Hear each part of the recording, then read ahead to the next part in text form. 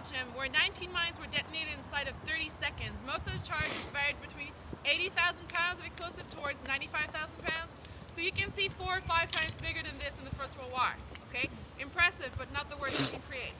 The explosive that was generally used was actually ammonal. This is land fertilizer to which you add TNT. This is what they used, and I'm going to show you probably the bags that they used when we go down in the subway. There are different types of mines used in the First World War. First of all, the fougasse mine was used to bury your enemy in the debris of the explosion. A camouflage mine was used if you detected enemy movement underground towards you, and then you would dig deeper than him, destroy his operations without piercing the surface. So that's called a camouflage mine. The mine that was used here, however, was the one that was the most typical, is the tactical mine. What you actually did is that you created an explosion, and before even the debris stopped falling down, you told your men to rush to the other side of the crater, gain the opposite ridge, and fortify that position. That way you had a higher ground, you're closer to your enemy, and you could actually prevent them from moving towards you.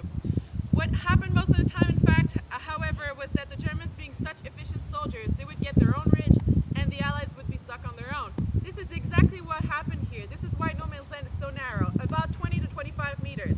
This is not typical of the Western Front, all right? Imagine also that no man's land here would not have been beautiful green grass. It was filled with mud, decomposing bodies at different stages.